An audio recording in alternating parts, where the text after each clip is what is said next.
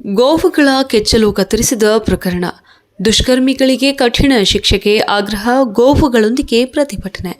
ಚಾಮರಾಜಪೇಟೆಯಲ್ಲಿ ಗೋವುಗಳ ಕೆಚ್ಚಲನ್ನು ಕತ್ತರಿಸಿದ ದುಷ್ಕರ್ಮಿಗಳಿಗೆ ಕಠಿಣ ಶಿಕ್ಷೆ ವಿಧಿಸಬೇಕೆಂದು ಆಗ್ರಹಿಸಿ ಬಿಜೆಪಿ ಮುಖಂಡರು, ಕಾರ್ಯಕರ್ತರು ಹಾಗೂ ಗೋ ಸಂರಕ್ಷಣಾ ಸಂವರ್ಧನಾ ಸಮಿತಿ ಸದಸ್ಯರು ದಾವಣಗೆರೆ ಜಯದೇವ ವೃತ್ತದಲ್ಲಿ ಗೋವುಗಳೊಂದಿಗೆ ಪ್ರತಿಭಟನೆ ನಡೆಸಿದರು.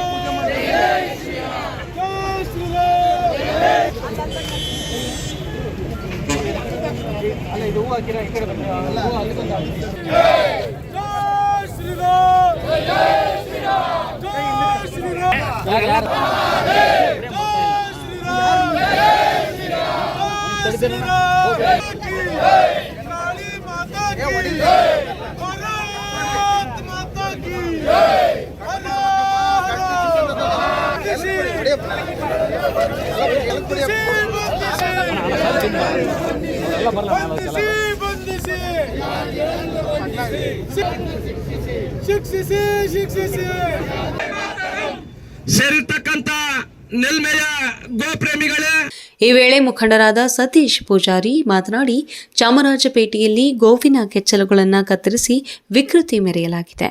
ಇದು ಕೋಟ್ಯಾಂತರ ಭಾರತೀಯರ ಭಾವನೆಗಳಿಗೆ ಇಟ್ಟಿರುವ ಕೊಳ್ಳಿಯಾಗಿದೆ.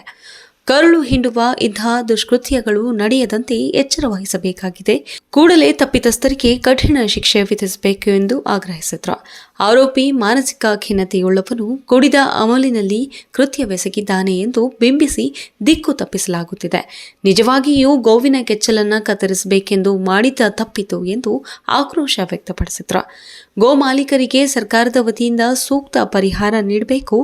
ಗೋವನ್ನ ರಾಷ್ಟ್ರೀಯ ಸಂಪತ್ತು ಎಂದು ಘೋಷಿಸಬೇಕು. ಗೋಶಾಲೆಯ ಅನುದಾನಗಳನ್ನು ನಿಲ್ಲಿಸಿರುವುದನ್ನು ತೆರವುಗೊಳಿಸಬೇಕು. ಗೋ ಹತ್ಯೆ ಕಾನೂನು ಜಾರಿಯಾಗಬೇಕು. ಗೋರಕ್ಷಣೆ ದೃಷ್ಟಿಯಿಂದ ರೈತರಿಗೆ ಬಂದೂಕು ಪರವಾನಗಿ ನೀಡಬೇಕು. ರಾಜ್ಯದಲ್ಲಿ ವ್ಯಾಪಕವಾಗಿ ನಡೆಯುತ್ತಿರುವ ಗೋ ಹತ್ಯೆ ವಿರುದ್ಧ ಈ ಹಿಂದೆ ಇದ್ದ ಕಾನೂನನ್ನು ಕಟ್ಟುನಿಟ್ಟಾಗಿ ಜಾರಿಗೊಳಿಸಬೇಕು ಹಾಗೂ ಆರೋಪಿಗಳಿಗೆ ಕಠಿಣ ಶಿಕ್ಷೆ ವಿಧಿಸಬೇಕೆಂದು ಆಗ್ರಹಿಸಿದರು. ಪ್ರತಿಭಟನೆಯಲ್ಲಿ ಲೋಕಿಕೆರೆ ನಾಗರಾಜ್, ವೀರೇಶ್, ಬಿಎಂ ಸತೀಶ್, ವಿಶ್ವಾಸ್, ಟಿಂಕರ್ ಮಂಜಣ್ಣ ಸೇರಿದಂತೆ ಅನೇಕರಿದ್ದರು. ಚಾಮರಾಜನಗರದಲ್ಲಿ ಏನು ಗೋಮಾತೆಯ ಕೆಚ್ಚಲನ್ನು ಕೊಯ್ಯುವ ಕೆಲಸವನ್ನು ಮಾಡಿದರು, ಅದರ ವಿರುದ್ಧವಾಗಿ ಇಂದು ದಾವಣಗೆರೆಯಲ್ಲಿ ಪ್ರತಿಭಟನೆಯನ್ನು ಮಾಡ್ತಾ ಇದ್ದೀವಿ. ನಮ್ಮ ಮೂಲ ಉದ್ದೇಶ ಗೋಮಾತೆಯ ರಕ್ಷಣೆ ಆಗಬೇಕು. ಜೊತೆಗೆ ನಸ್ರು ಅನ್ನುವ ಅಮಾಯಕನ ಬಂಧನ ಆಗಿದೆ.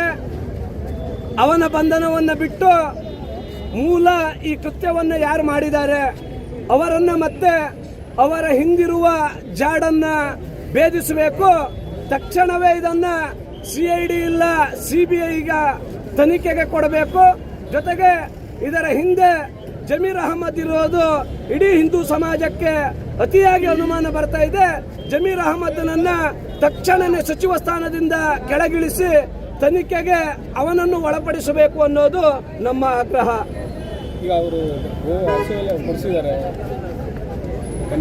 ನಾವು ಯೋಚನೆ ಮಾಡಬೇಕು. ಹಸುವನ್ನು ಕೊಡಿಸಬಹುದು. ಅಕಸ್ಮಾತ್ತಾಗಿ ಜಮೀರ್ ಅಹಮದರ ಮನೆಯ ಹೆಣ್ಣು ಮಕ್ಕಳಿಗೆ ಈ ಕೃತ್ಯ ಬೇರೆ ಯಾರಾದರೂ ಮಾಡಿದ್ರೆ ನಿನಗೆ ದತ್ತು ಮಗಳನ್ನ, ದತ್ತು ಮಡದಿಯನ್ನ ಕೊಡ್ತೀವಿ ಅಂತಂದಿದ್ರೆ ಅವರು ಒಪ್ಪುತ್ತಿದ್ರ?